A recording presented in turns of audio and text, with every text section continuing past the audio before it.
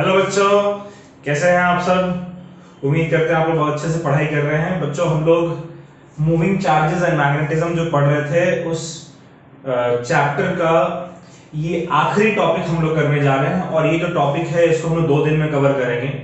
आज हम लोग मूविंग कॉइल गैल्वेनोमीटर के बारे में पढ़ेंगे। ठीक है, सिर्फ गैल्वेनोमीटर के बारे में पढ़ेंगे कि मूविंग कॉइल गैल्वेनोमीटर, और अगले लेक्चर में इसी मूविंग कॉइल गैल्वेनोमीटर को एमीटर में कैसे कन्वर्ट करते हैं, वोल्ट मीटर में कैसे कन्वर्ट करते हैं, उसके बारे में पढ़ेंगे। ठीक है, तो आज मूविंग कॉइल गैल्वेनोमीटर का प्रिंसिपल, कंस्ट्रक्शन, वर्किंग, ठीक है, इनकी सेंसिटिविटी, इसके बारे में डिस्कस करते हैं और कुछ 2-4 न्यूमेरिकल सॉल्व करेंगे जो हम लोग आज पढ़ेंगे। वो अगले लेक्चर में कन्वर्जन देखेंगे कि कैसे गैल्वेनोमीटर को एमीटर या वोल्ट मीटर में कन्वर्ट करते हैं और उसके न्यूमेरिकल्स देखेंगे। ठीक है, तो चलिए स्टार्ट करते हैं। थोड़ा सा मैंने पहले से ही लिख लिया है, आपका टाइम बचेगा इसमें लिखने में, हमारा टाइम बचेगा।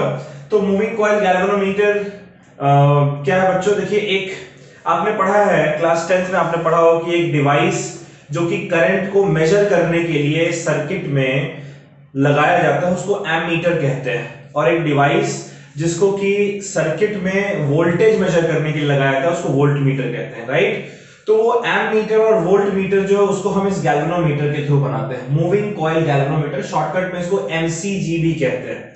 तो मूविंग कॉइल गैल्वेनोमीटर बच्चों एक ऐसा डिवाइस होता है जिसका काम होता है सर्किट में करंट के प्रेजेंस को डिटेक्ट करना, यानी सर्किट में करंट फ्लो कर रहा है या नहीं कर रहा है, इस चीज को डिटेक्ट करने का, इस चीज को पता लगाने का जो काम है वो मूविंग कॉइल गैल्वेनोमीटर का होता है। कितना करंट फ्लो कर रहा है ये नहीं, करंट फ्लो कर रहा है या नहीं कर रहा है, इस चीज को पता लगाने के लिए, डिटेक्ट करने के लिए हम लोग एक इंस्ट्रूमेंट का इस्तेमाल करते हैं जिसको मूविंग कॉइल गैल्वेनोमीटर कहते हैं। It is a device used to detect the flow of current in an electric circuit. एक ऐसा डिवाइस जिसका काम क्या होता है, डिटेक्ट करना। किस चीज को डिटेक्ट करना, करंट के फ्लो को डिटेक्ट करना एक इलेक्ट्रिक सर्किट में। ठीक है, तो बच्चों याद करिए, पिछले लेक्चर में आपने एक रेक्टेंगुलर करंट कैरिंग कॉइल को मैग्नेटिक फील्ड के रीजन में प्लेस किया था। तो आपने देखा था कि अगर हम एक करंट कैरिंग कॉइल को मैग्नेटिक फील्ड के रीजन में प्लेस करेंगे तब उसके ऊपर एक मैग्नेटिक टॉर्क एक्सपीरियंस होता है, और वो मैग्नेटिक टॉर्क उस कॉइल को वहां पर रोटेट कराता है। राइट, तो यही वो प्रिंसिपल है जिसके ऊपर मूविंग कॉइल गैल्वेनोमीटर आपका काम करता है कि गैल्वेनोमीटर में हम लोग एक कॉइल लेंगे, जिस कॉइल को मैग्नेटिक फील्ड के रीजन में प्लेस करेंगे, और जब उसे मैग्नेटिक फील्ड के रीजन में प्लेस करेंगे तब हम देखेंगे कि उसके ऊपर एक टॉर्क एक्सपीरियंस होगा, और टॉर्क एक्सपीरियंस होने की वजह से वो उस रीजन में रोटेट करता है। ठीक है, तो इसी प्रिंसिपल पर आपका मूविंग कॉइल गैल्वेनोमीटर वर्क करता है। क्या है इसका principle, a current carrying coil when placed in region of magnetic field. कोई भी एक करंट कैरिंग कॉइल को जब हम प्लेस करते हैं, कहां प्लेस करते हैं, मैग्नेटिक फील्ड के रीजन में जब हम प्लेस करते हैं बच्चों, तब उसके ऊपर एक टॉर्क एक्सपीरियंस होता है, और जब ये एक्सपीरियंस करता है टॉर्क को, तब ये टॉर्क जो है ये कॉइल को रोटेट करता है। क्लियर है, तो मूविंग कॉइल गैल्वेनोमीटर एक ऐसा डिवाइस है जिसका काम होता है सर्किट में करंट फ्लो कर रहा है या नहीं, करंट के प्रेजेंस को डिटेक्ट करने का काम होता है। और एक इस प्रिंसिपल पे काम करता है कि अगर हम किसी भी एक करंट कैरिंग कॉइल को एक मैग्नेटिक फील्ड के रीजन में प्लेस कर देंगे तब उसके ऊपर एक टॉर्क एक्सपीरियंस होता है, मैग्नेटिक टॉर्क, और वो टॉर्क उस कॉइल को रोटेट कराता है। क्लियर है, तो चलिए, मूविंग कॉइल गैल्वेनोमीटर का काम क्या होता है, प्रिंसिपल क्या है, इसको आप नोट कर लीजिए, फिर हम इससे कंस्ट्रक्शन के बारे में जिक्र करते हैं।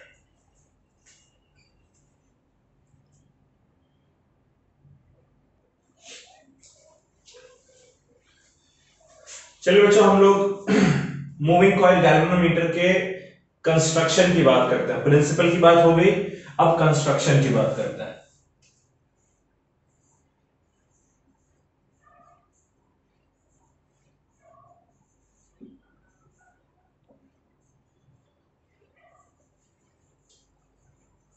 ठीक है, तो कैसे बना होता है मूविंग कॉइल गैल्वेनोमीटर बच्चों, पहले जरा ये मैं कंस्ट्रक्ट करके ड्रॉ करके आपको दिखा रहा हूं, उसको आप समझिएगा।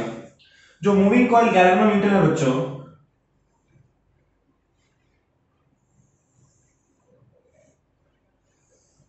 ये एक मैग्नेट है जिसका नॉर्थ पोल है, और ये एक मैग्नेट है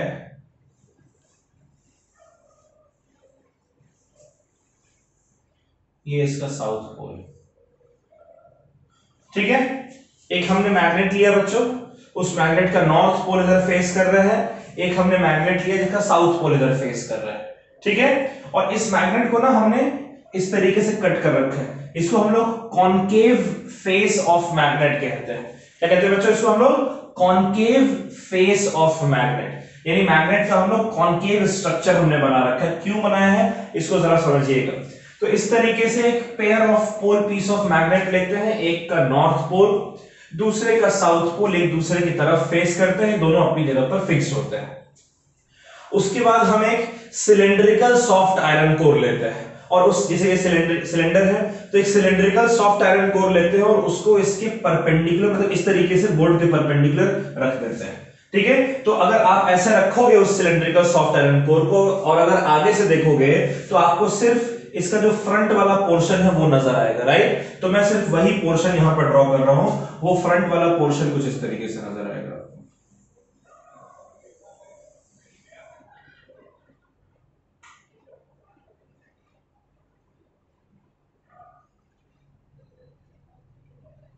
क्लियर बच्चों? ये आपका सिलेंड्रिकल सॉफ्ट आयरन कोर है, इसको इस तरीके से रखा गया, आपको सिर्फ फ्रंट पोर्शन इसका दिख रहा है। और इस सिलेंड्रिकल सॉफ्ट आयरन कोर के ऊपर हम क्या करते हैं कि बहुत सारे वायर्स जो हैं इस तरीके से लपेट देते हैं इसके ऊपर, बहुत सारे large number of turns of wire. मैं उस वायर को इस तरीके से आपको शो कर रहा हूं।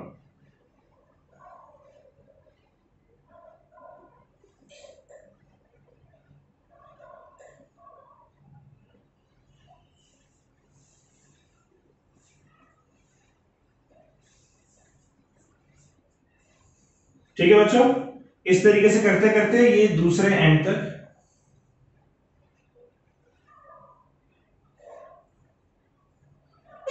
इस तरीके से बनेगा। ठीक है,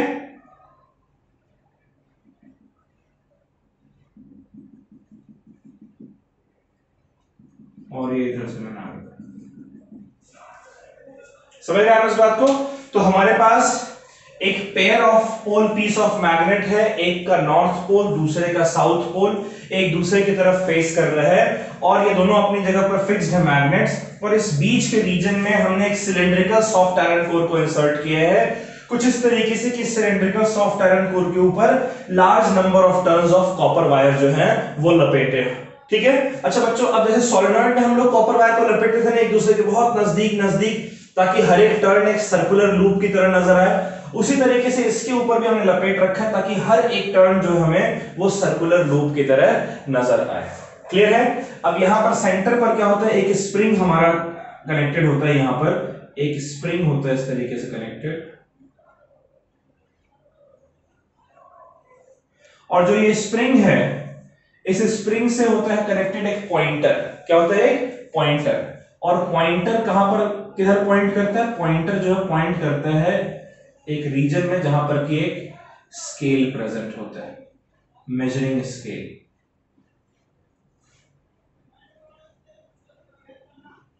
इस तरीके से, ठीक है, ये स्केल हमारा प्रैक्टिकल कंस्ट्रक्शन आपको समझ में आ रहा है बच्चों। और यहां पर देखिए इसको हमने कॉनकेव फेस क्यों बनाया है? ताकि मैग्नेटिक फील्ड जो है वो इस सिलेंड्रिकल सॉफ्ट आयरन कोर के ऊपर ठीक रेडियल डायरेक्शन में यानी परपेंडिकुलर डायरेक्शन में इंसिडेंट।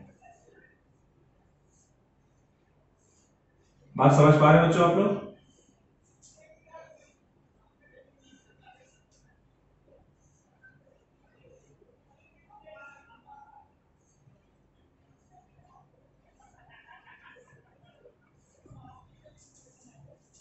ऑलराइट, ये रेडियल मैग्नेटिक फील्ड हम लोग क्यों डालना चाह रहे हैं? देखिए करंट जो है इस सरफेस पर जो करंट है वो टेंजेंट के अलोंग फ्लो करेगा ना, जो लूप है वो उसका हर एक पॉइंट पे डायरेक्शन टेंजेंट के अलोंग है, तो करंट होगा टेंजेंट के अलोंग और मैग्नेटिक फील्ड होगा आपका रेडियस के अलोंग।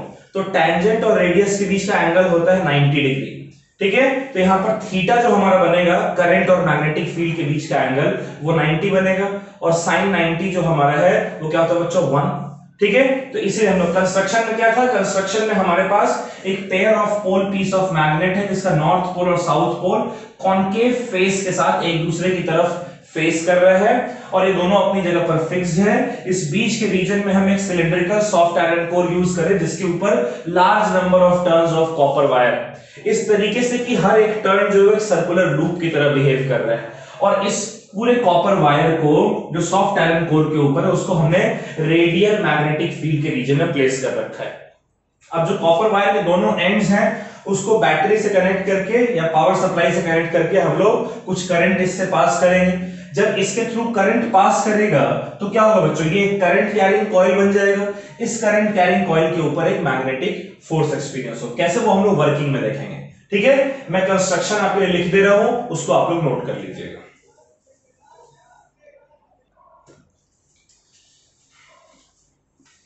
ठीक है बच्चों, तो इसको आप लोग नोट कर लीजिए। कंस्ट्रक्शन में क्या है, देखिए कि जो मूविंग कॉइल गैल्वेनोमीटर है ये एक cylindrical soft iron core consist करता है।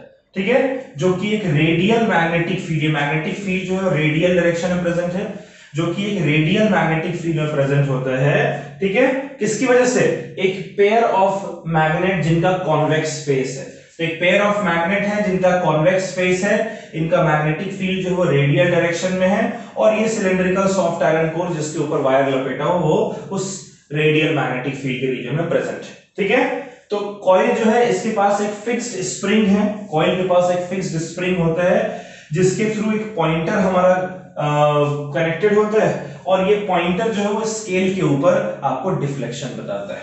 यहां पर कहीं ना कहीं बच्चों 0 प्रेजेंट होता है। ठीक है, चलिए इस कंस्ट्रक्शन को नोट कर लीजिए, फिर हम लोग गैल्वेनोमीटर के वर्किंग के बारे में बात करते हैं।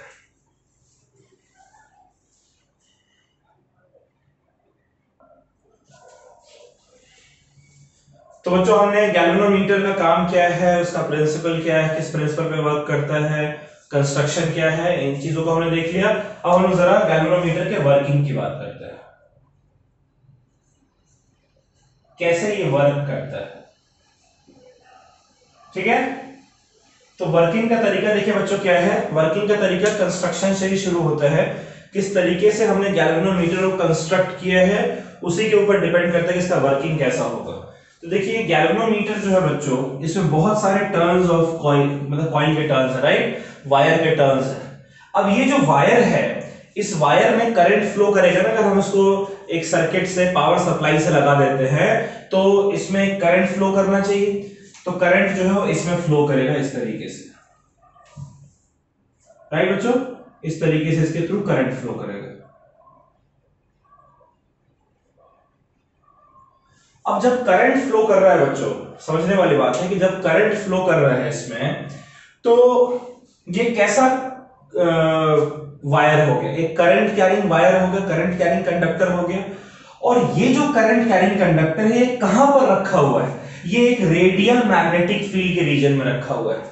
तो आप जानते हैं कि एक करंट कैरिंग कंडक्टर को अगर हम मैग्नेटिक फील्ड के रीजन में रखेंगे तो उसके ऊपर फोर्स एक्सपीरियंस होना चाहिए। यानी हर एक जो सर्कुलर टर्न है, जो करंट कैरिंग वायर है, उसके ऊपर एक फोर्स एक्सपीरियंस होगा, लेकिन वो फोर्स जो है वो इक्वल एंड अपोजिट होगा, जिस वजह से नेट फोर्स 0 हो जाएगा। कैसे समझिएगा, एक टर्न को देखिए, अगर एक टर्न की हम सिर्फ बात करें, हमने रेक्टेंगुलर कॉइल में पढ़ा था, एक टर्न में वो रोटेट करता है, यहां से करंट जो बच्चों अंदर की तरफ गया, वही सेम करंट पीछे से घूमकर और फिर बाहर की तरफ आएगा।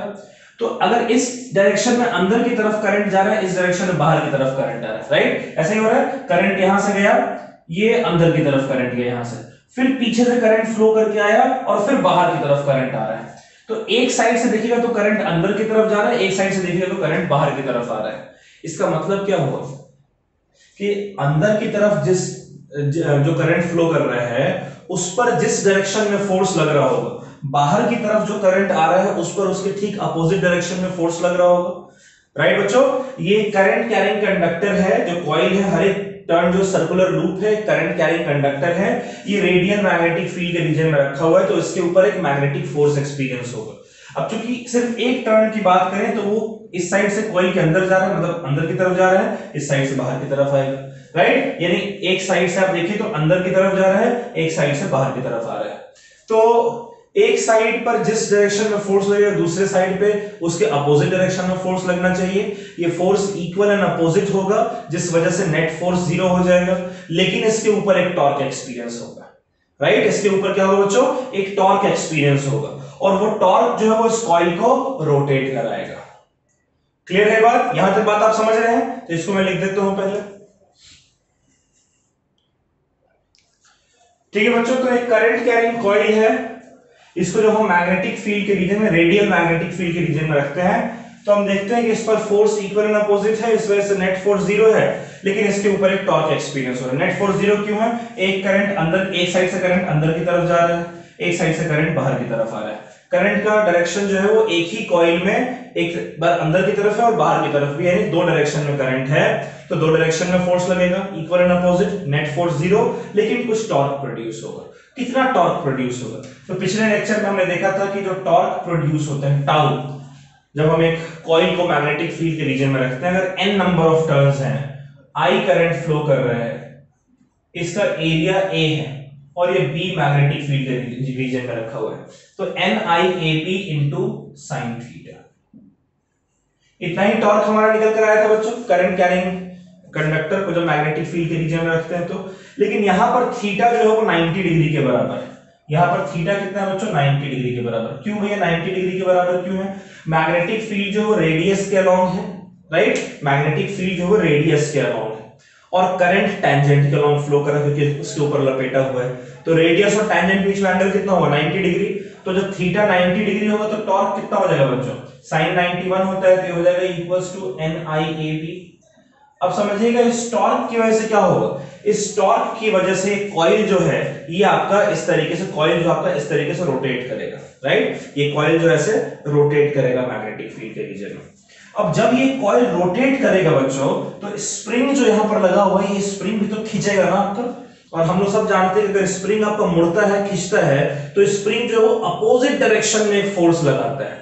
क्योंकि स्प्रिंग अब यहां पर इलोंगेट या स्ट्रेच नहीं, स्ट्रेच या फिर कंप्रेस नहीं हो रहा है, स्प्रिंग यहां पर रोटेट कर रहा है। अगर स्प्रिंग स्ट्रेच होता तब ये फोर्स लगाता, ऐसे रोटेट कर रहा है तो स्प्रिंग क्या लगाएगा? एंटी टॉर्क लगाएगा, राइट। तो इस टॉर्क की वजह से आप लिखेंगे ड्यू टू दिस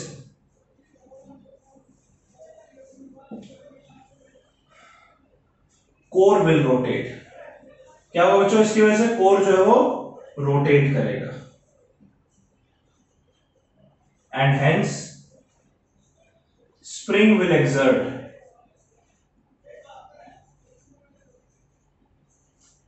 स्प्रिंग क्या करेगा? स्प्रिंग एक्सर्ट करेगा एंटी टॉर्क।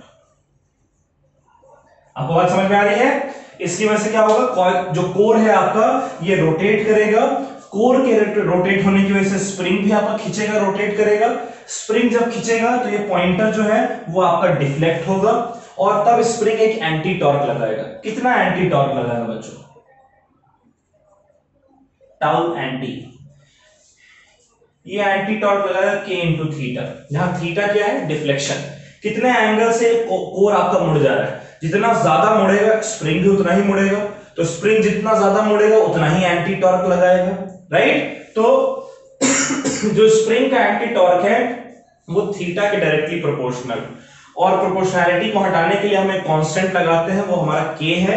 K को हम लोग स्प्रिंग कांस्टेंट कहते हैं, ठीक है। K हमारा क्या बच्चों? K हमारा स्प्रिंग कांस्टेंट।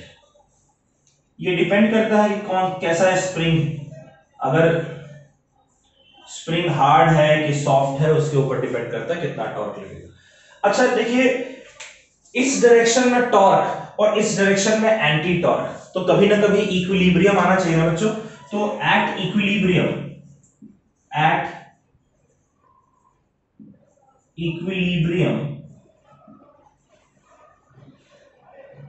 जो टॉर्क है और जो एंटी टॉर्क है दोनों एक दूसरे के बराबर होने चाहिए, ठीक है। या इस साइड चलिए हम लोग एंटी टॉर्क इस साइड लिख देते हैं। एंटी टॉर्क और टॉर्क दोनों एक दूसरे के बराबर होने चाहिए। एंटी टॉर्क कितना है? K इंटू थीटा, और टॉर्क कितना है? NIA into B. क्या यहां से हम थीटा को लिख सकते हैं? NAB upon K multiplied by I। लिख सकते हैं बच्चों, क्लियर है? एन ए बी, के इधर लाएं तो के डिवीजन में हो जाएगा इनटू आई, और मैं यहां से लिख रहा हूं थीटा को is equals to G into I, जहां पर जी हमारा एन ए बी अपॉन के है, और इसे हम लोग गैल्वेनोमीटर कांस्टेंट कहते हैं। क्या कहते हैं बच्चों? इसे हम लोग गैल्वेनोमीटर कांस्टेंट कहते हैं। क्यों गैल्वेनोमीटर कांस्टेंट कहते हैं, समझिएगा इस बात को। गैल्वेनोमीटर कांस्टेंट इसीलिए कहते हैं क्योंकि एक गिवन एक गैल्वेनोमीटर के लिए n आपका कांस्टेंट है, नंबर ऑफ टर्न्स, a इस सॉफ्ट आयरन कोर का एरिया कांस्टेंट है, b मैग्नेट की वजह से मैग्नेटिक फील्ड कांस्टेंट है, और k इस स्प्रिंग का स्प्रिंग कांस्टेंट है। तो ये गिवन गैल्वेनोमीटर के लिए कांस्टेंट होता है, सो गैल्वेनोमीटर कांस्टेंट कहते हैं, कैपिटल G सिंबल से रिप्रेजेंट करते हैं। अब ये G आपका यहां पर गैल्वेनोमीटर कांस्टेंट है। अब आप ये मत सोचिए कि यार न्यूटन के ग्रेविटेशन के जो लॉ है उसमें हमने G को ग्रेविटेशनल कांस्टेंट माना था, वो अलग बात है, ये अलग बात है। क्लियर है? तो G जो है theta is equal to G into I. आप देख सकते हैं कि theta is directly proportional to current. जितना ज्यादा करंट आप फ्लो कराएंगे डिफ्लेक्शन उतना ही ज्यादा होना चाहिए। क्लियर है बच्चों? चलिए इसको आप लोग नोट कर लीजिए।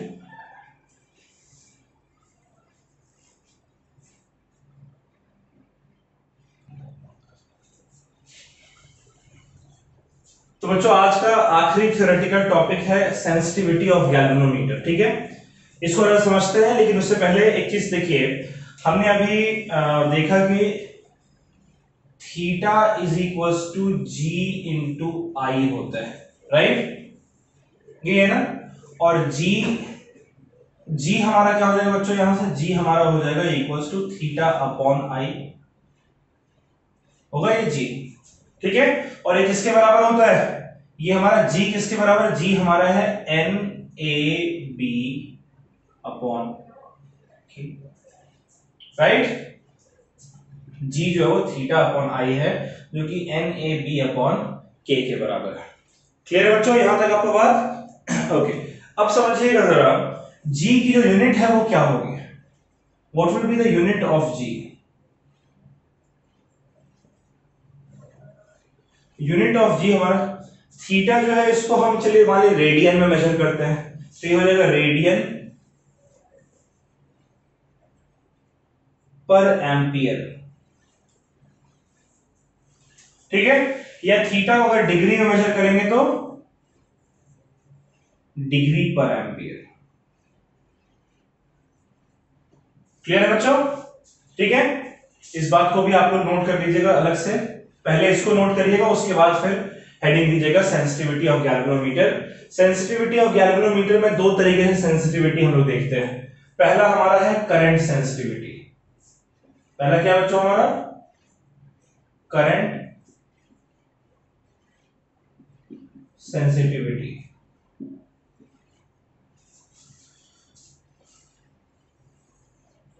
करंट सेंसिटिविटी क्या है? देखिए, करंट सेंसिटिविटी का मतलब हो गया डिफ्लेक्शन पर यूनिट करंट। ठीक है, करंट सेंसिटिविटी का मतलब कि भाई अगर आप करंट पास कर रहे हैं तो उस करंट के कॉरेस्पॉन्डिंग कितना डिफ्लेक्शन गैल्वेनोमीटर में हो रहा है।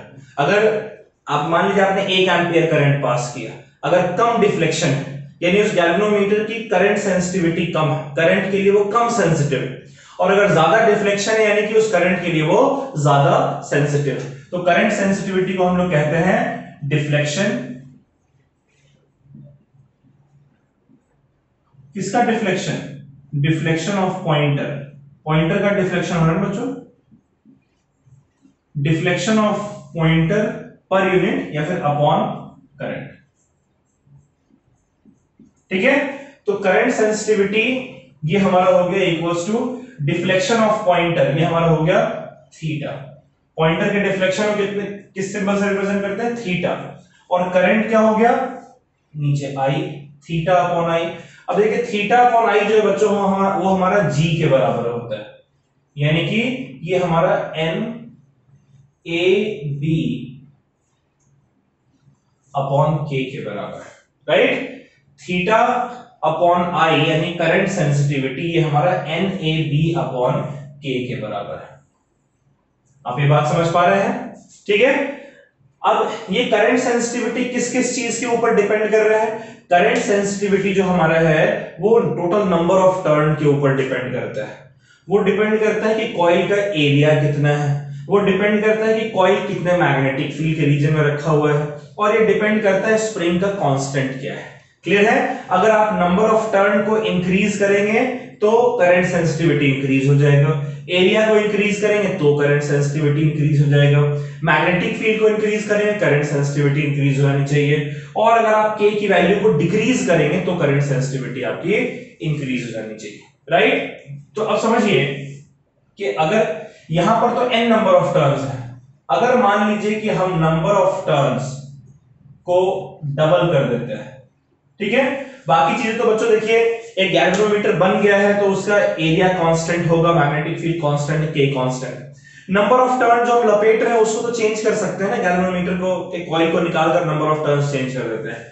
तो मान लीजिए नंबर ऑफ टर्न्स को हम लोग n डैश की जगह 2n कर दिया, ठीक है, सॉरी n की जगह 2n कर दिया। यहां पर n जब था, जब n नंबर ऑफ टर्न था तो उस केस में डिफ्लेक्ट करंट सेंसिटिविटी हमारा था थीटा अपॉन आई।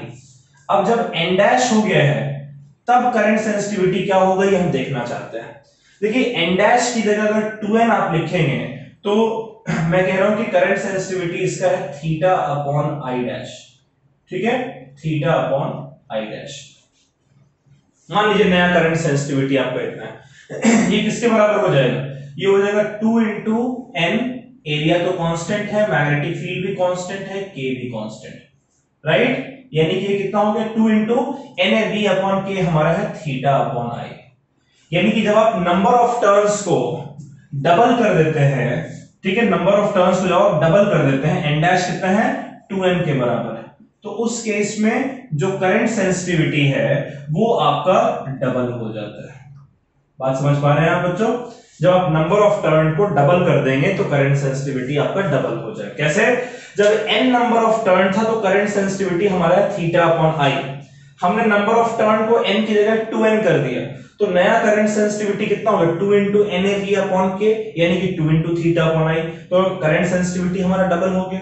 अच्छा, करंट सेंसिटिविटी डबल होने का मतलब क्या है? इस केस में अगर आप 1 एम्पियर करंट पास कर रहे थे और डिफ्लेक्शन जो है गैल्वेनोमीटर मान लीजिए कि वो 5 यूनिट का होता है, तो करंट सेंसिटिविटी डबल होने का मतलब है कि अब सेम करंट के लिए डिफ्लेक्शन 5 नहीं बल्कि 10 हो जाएगा, ठीक है, करंट के लिए। अच्छा, उसी तरीके से एक सेकेंड टर्म और है, इसको भी हम लोग कर लेते हैं यहीं पे, फिर न्यूमेरिकल्स करेंगे।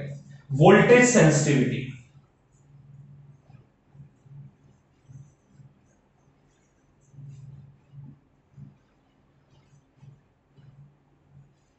वोल्टेज सेंसिटिविटी को कैसे डिफाइन करेंगे बच्चों? वोल्टेज सेंसिटिविटी जैसे करंट सेंसिटिविटी है deflection of pointer upon current, ये आपका हो जाएगा deflection of pointer, deflection of pointer upon current की जगह वोल्टेज, ठीक है। तो करंट सेंसिटिविटी जो है वो गैल्वेनोमीटर को एमीटर में कन्वर्ट करने के लिए हेल्पफुल होते हैं, और वोल्टेज सेंसिटिविटी गैल्वेनोमीटर को वोल्ट मीटर में कन्वर्ट करने के लिए हेल्पफुल होते हैं। तो अगर आप जानना चाहते हैं करंट सेंसिटिविटी और वोल्टेज सेंसिटिविटी को कैसे यूज करते हैं और गैल्वेनोमीटर को कैसे एमीटर वोल्ट मीटर में कन्वर्ट करते हैं, तो उसके लिए आपको नेक्स्ट लेक्चर देखना होगा, ठीक है बच्चों। चलिए, ये वोल्टेज सेंसिटिविटी क्या है? डिफ्लेक्शन अपॉन वोल्टेज, यानी कि थीटा अपॉन वी, राइट। अच्छा, थीटा क्या है बच्चों? याद करिए, थीटा हमारा थीटा जो हमारा है वो जी इंटू आई के बराबर, राइट। यानी थीटा की जगह क्या लिखा है? जी की जगह लिखेंगे N A B upon K multiplied by I, I multiply करना पड़ेगा, तो ये हमारा हो जाएगा equals to N A B upon K into I. ये क्या हो गया आपका थीटा, और उसको किससे डिवाइड कर रहे हैं? वी से डिवाइड कर रहे हैं, तो आई अपॉन वी क्या होगा? देखिए, v is equals to I R होता है, राइट। तो ये I इस साइड है, v को इधर ले आइए, r को इधर दे देगा, तो ये I अपॉन v किसके बराबर है? 1 अपॉन r के बराबर। तो क्या इसको लिख सकते हैं हम NAB upon k into 1 upon r, लिख सकते हैं बच्चों, नहीं लिख सकते हैं? लिख सकते हैं। तो थीटा अपॉन वी क्या है? N A B upon K into are. अब मान लीजिए जब n नंबर ऑफ टर्न था, ठीक है, जब n नंबर ऑफ टर्न है तब जो वोल्टेज सेंसिटिविटी हमारा है वो है थीटा अपॉन वी, राइट। अब जब मैं नंबर ऑफ टर्न को डबल कर देता हूं, n डैश कर दो, n को 2n कर देता हूं, तब मेरा वोल्टेज सेंसिटिविटी क्या है इसको जरा देखते हैं। जब मैं नंबर ऑफ टर्न को बच्चों डबल कर देता हूं तब मेरा वोल्टेज सेंसिटिविटी, मान लीजिए नया वोल्टेज सेंसिटिविटी है theta upon V dash, right. ये किसके बराबर होगा भाई? नंबर ऑफ टर्न डबल हो गया तो ये हो गया 2n, n की जगह 2n लिखेंगे, into a b upon k, ठीक है, इंटू 1/r। अब मुझे एक बात बताइए बच्चों, अगर आप नंबर ऑफ टर्न को डबल कर देंगे तो रेजिस्टेंस भी तो डबल हो जाएगा ना, तो ये हो जाएगा इंटू 1/2r। 2 से 2 कट गया और देखिए किसके बराबर आ रहा है? NAB upon K into 1/r, जो कि पहले का ही वोल्टेज सेंसिटिविटी के बराबर है। यानी वोल्टेज सेंसिटिविटी जो है उसको नंबर ऑफ टर्न्स पे कोई फर्क नहीं पड़ता है। आप नंबर ऑफ टर्न को डबल कर देंगे तो भी वोल्टेज सेंसिटिविटी जो है आपका वो उतना ही रहेगा, लेकिन नंबर ऑफ टर्न को डबल करने पर करंट सेंसिटिविटी आपका डबल हो जाएगा, ठीक है। चलिए इसको नोट कर लीजिए, कुछ सवाल देखते हैं।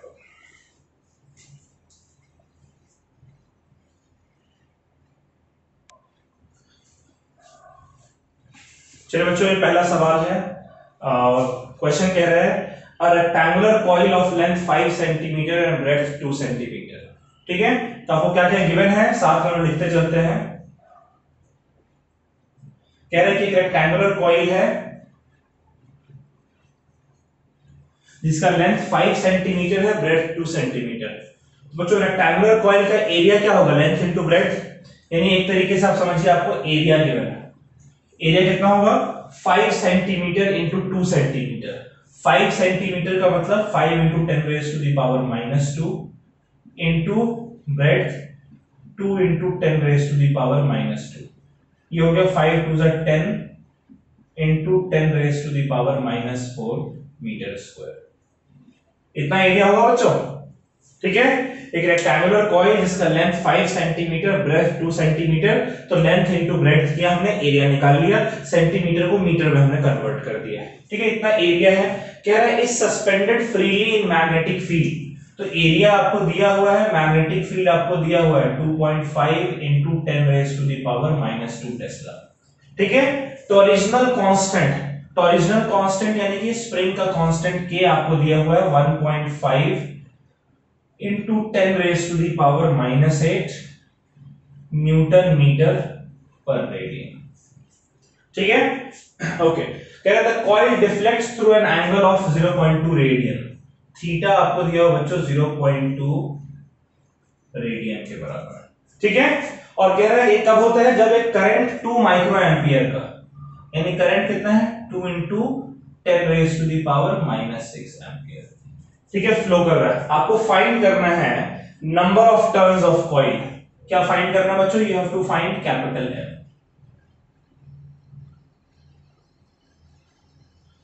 ठीक है। सवाल समझिएगा। देखिए एक रेक्टेंगुलर कॉइल है जिसका एरिया आपको पता है। इस रेक्टेंगुलर कॉइल को कहां पर हमने सस्पेंड किया है? मैग्नेटिक फील्ड के रीजन में सस्पेंड किया है।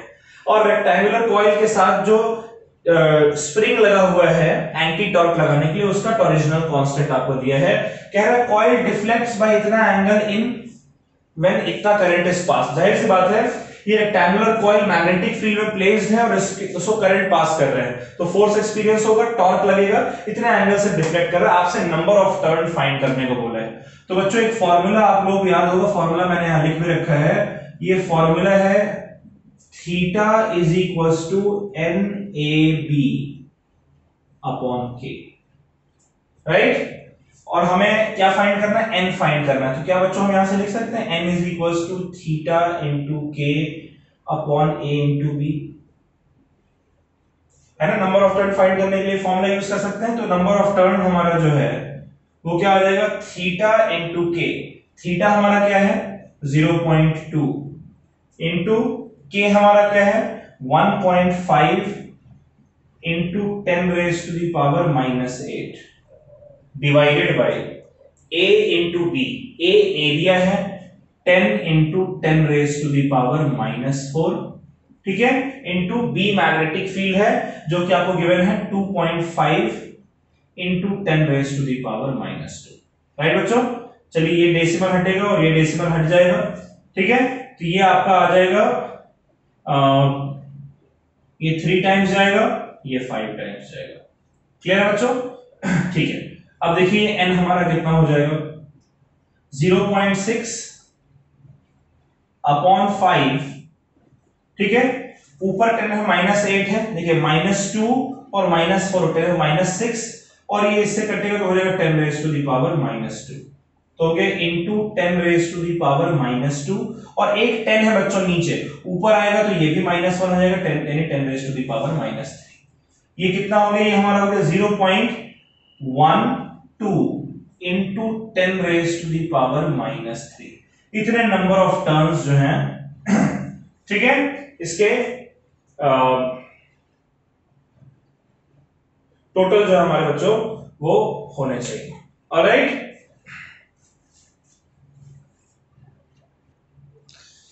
बच्चों एक मिस्टेक हो गई यहां पर, ये NAB अपॉन K इंटू आई, राइट, ये फॉर्मूला होगा, तो यहां पर आपका I आएगा और ये I इधर जाएगा तो I डिवीजन में डिनोमिनेटर में आएगा, ठीक है, तो ये डिनोमिनेटर में हमें I भी मल्टीप्लाई करना। I कितना दिया हुआ है, 2 into 10 raise to the power -6। अब बाकी सब नहीं करते हैं, यहां पर डिवाइड कर देते हैं इसको, बस 2 into 10 raise to the power -6 है, इसको भी डिवाइड कर देते हैं 2 into 10 raise to the power -6। ये कितना हो जाएगा, ये हो जाएगा 0.06। तो n कितना आ रहा है बच्चों, n आपका आ रहा है 0.06 इंटू ये नीचे 10 रेज़ टू द पावर 3 होगा और ये ऊपर जब आएगा तो हो जाएगा 10 रेज़ टू द पावर 3 यानी कि 1000। ये डेसिमल हटाइए, ये हो जाएगा 100, ये 0 0 कट किया, यहां से n जो हमारा है बच्चों ये हो जाएगा 60।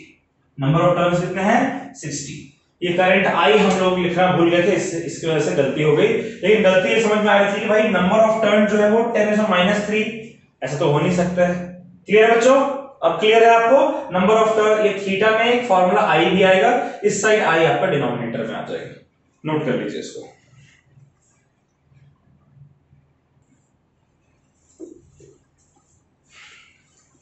चलिए बच्चों अगला क्वेश्चन है, क्वेश्चन कह रहे हैं कि एक कॉइल है, मूविंग कॉइल गैल्वेनोमीटर का, मूविंग कॉइल गैल्वेनोमीटर का एक कॉइल है जिसका इफेक्टिव एरिया आपको दिया हुआ है। ठीक है बच्चों, क्या क्या गिवन है इसको हम लोग लिखते चलते हैं। हमें दिया हुआ है कि इस कॉइल का जो इफेक्टिव एरिया है वो है 5 × 10⁻⁻² मीटर स्क्वायर। ठीक है, एक मूविंग कॉइल गैल्वेनोमीटर की कॉइल का इफेक्टिव एरिया इतना दिया हुआ है, कह रहे हैं इसको हम सस्पेंड कर रहे हैं एक मैग्नेटिक फील्ड के रीजन में। ये जो मूविंग कॉइल गैल्वेनोमीटर कॉइल है कहां प्रेजेंट है बच्चों, मैग्नेटिक फील्ड के रीजन में। मैग्नेटिक फील्ड आपको दिया हुआ है 2 × 10⁻⁻² टेस्ला। ठीक है, कह रहे हैं कि अगर टॉरिजनल कांस्टेंट जो है यानी कि k, टॉरिजनल कांस्टेंट को हम लोग k सिंबल से रिप्रेजेंट करते हैं, ये 4 × 10⁻⁹ न्यूटन मीटर पर डिग्री। ठीक है, इसको या तो हम न्यूटन मीटर पर डिग्री मेजर कर सकते हैं या न्यूटन मीटर पर रेडियन में, डिपेंडिंग कि एंगल आपको डिग्री में दिया हुआ है कि रेडियन में दिया हुआ। ठीक है, कह रहा है फाइंड करंट सेंसिटिविटी। आपको क्या फाइंड करना है बच्चों, you have to find current sensitivity.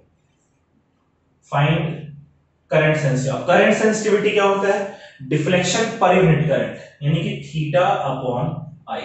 अच्छा, क्या इसमें नंबर ऑफ टर्न्स मेंशन किया गया, कितने नंबर ऑफ टर्न्स मेंशन नहीं किया है? तो अगर मेंशन नहीं किया गया यानी कि नंबर ऑफ टर्न्स जो है बच्चों हमारा वो 1 के बराबर। अगर मेंशन नहीं है तो n कितना लेंगे हम लोग, 1 के बराबर।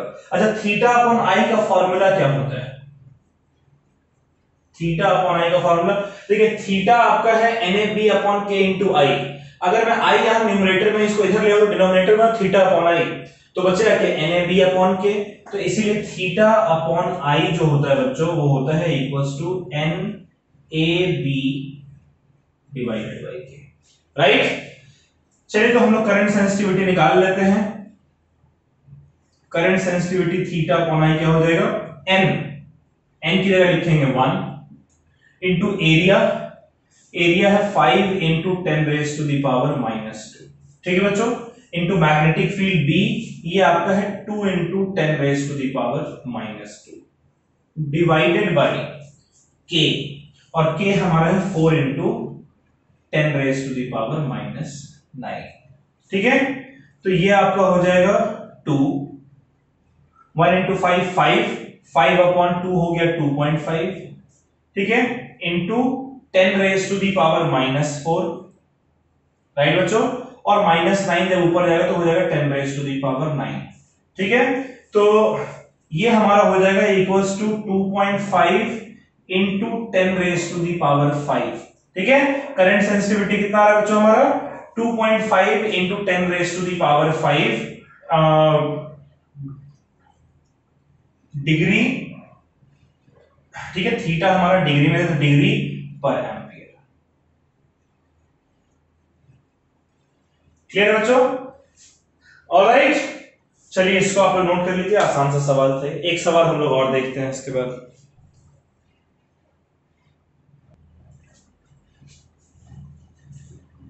चलिए बच्चों, ये आज का हम लोग आखिरी सवाल देखते हैं। ये क्वेश्चन है, a current of 200 micro ampere deflects the coil of MCG moving coil galvanometer through 30 degree. यानी आपको गिवन है बच्चों कि जब current 200 micro ampere 200 into 10 raise to the power -6 ampere होता है, तब जो डिफ्लेक्शन है वो 30 डिग्री का होता है, ठीक है। कह रहा है what should be the current, यानी कितना करंट फ्लो करना चाहिए, ठीक है, टू कॉज रोटेशन यानी to cause deflection through π/10 radian. तो थीटा टू पाई कितना होता है बच्चों, डिग्री में कन्वर्ट करना होगा ना। पाई हमारा कितना होता है, पाई हमारा होता है 180 अपॉन 10, पाई कितना 180 डिग्री होता है ना, तो 180 अपॉन 10 यानी कि 18 डिग्री, थीटा टू हमारा 18 डिग्री दिया हुआ है, राइट। कह रहा है also find the current sensitivity. तो आपको क्या क्या फाइंड करना है, एक तो I2 फाइंड करना है, ये मैंने लिख दिया ऊपर, एक करंट सेंसिटिविटी फाइंड करना है थीटा अपॉन I, राइट। तो थीटा अपॉन I का फॉर्मूला क्या होता है, करंट सेंसिटिविटी है तो theta upon I, theta upon I का फॉर्मूला क्या होगा, NAB upon K, NAB upon K, right. तो अब देखिए थीटा 1 और ये I1 है, तो क्या हम लिख सकते हैं theta 1 upon I1 is equals to NAB upon K, और उसी तरीके से थीटा 2 I2 अगर है तो बच्चों लिख सकते हैं theta 2 upon I2 is equals to NAB upon K। आप बोलेंगे सर यहां पर आपने थीटा 1 I1 यहां चाहिए थीटा 2 I2 लिखा, राइट हैंड साइड आप सेम लिख रहे हैं, क्यों बच्चों, डिफ्लेक्शन और करंट ये एक दूसरे के डायरेक्टली प्रोपोर्शनल है, और NAB अपॉन K जो हमारा है वो कांस्टेंट होता है। तो चाहे थीटा 1 और I1 चेंज हुआ फिर भी NAB अपॉन K जो हमारा है वो हमारा फिक्स रहेगा। अगर इसको मैं इक्वेशन नंबर 1 कह दूं और इसको मैं इक्वेशन नंबर 2 कह दूं, जरा दोनों को डिवाइड करते हैं, ठीक है, डिवाइडिंग